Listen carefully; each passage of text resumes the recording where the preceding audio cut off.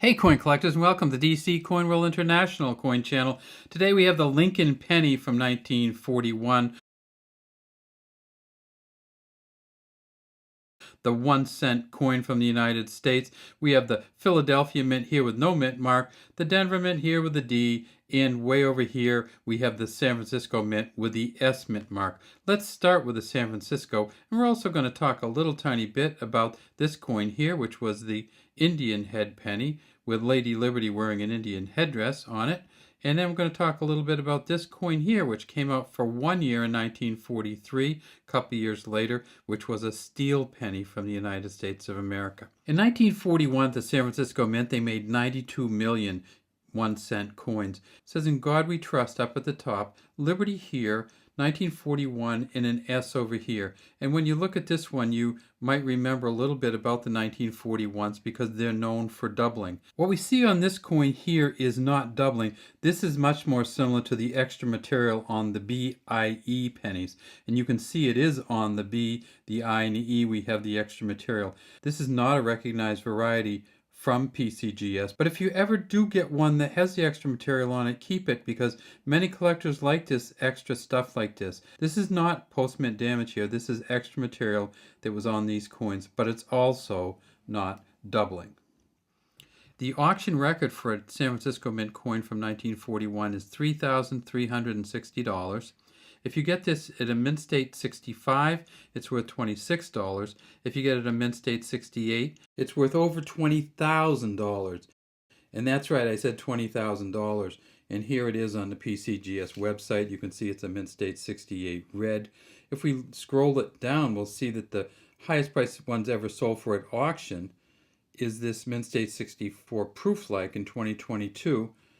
But if we go down here and we look at the numbers, we see that there's some 67 pluses that have sold in the $900+ range. Then over here we see that there are 4 Mint State 68s, and they value that at $27,500. They also made these coins at the Denver Mint in 1941. And this is the Denver Mint coin, and you'll see this one has a little bit of a mess over here on the I, and the B looks a little funny. It might just be that these 1941 dies were not the greatest dies in the world. In God We Trust at the top still, 1941 here, and then way down at the bottom, there's some initials down there, a V and a D and a B for Victor David Brenner. We tip this coin up and we see it's a smooth edge coin, 95% copper, 5% zinc tin mix. On the back, it's the wheat ears scent, so there's ears of wheat on each side. It says E Pluribus Unum at the top, 1 cent here, United States of America right here. At the Denver Mint in 1941, they made 129 million. At a Mint State 65, these are worth $32.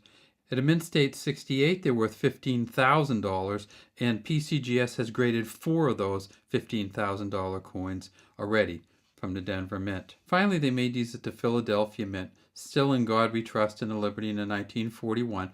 At the Philadelphia Mint, at a Mint State 65, this coin is worth $22.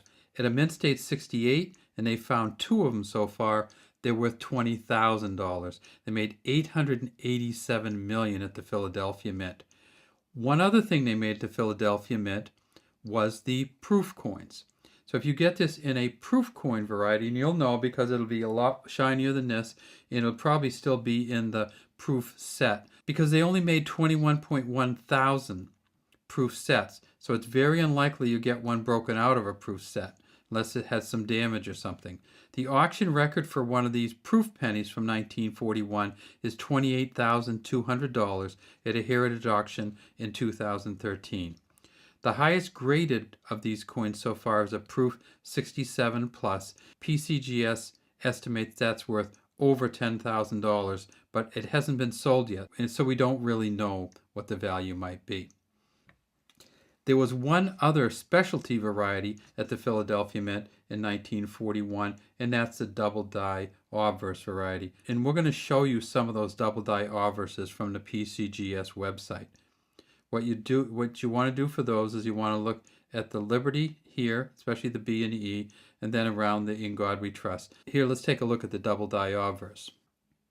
So this is the 1941 double die obverse from the PCGS website. You can see down here at the bottom we have the PCGS MS67 red, and then it says 1941 double die obverse regular strike, and you really can't see it that well with your eye. You can see, if you look, blow it up a little bit, you can see that there's some U there. You can see some doubling on the W and the E, but if you go to the PCGS website, up in the corner, sometimes you'll see something like this, and that'll give you the whole thing. So when we do that, we blow it way up, and we get this huge picture of it, and it says down at the bottom again, double die obverse. And you look up at here, and you can see on the B there's some great doubling, and then if you look over here, you can see the doubling there on the R, the great shadow kind of doubling on the U, the S a little bit extra there, and then the T a little bit extra in the top, and a funny little bottom on the T. So you can see it really well with magnification, but without magnification it's going to look something like this, and you're going to have a hard time determining whether there's a double die on it or not.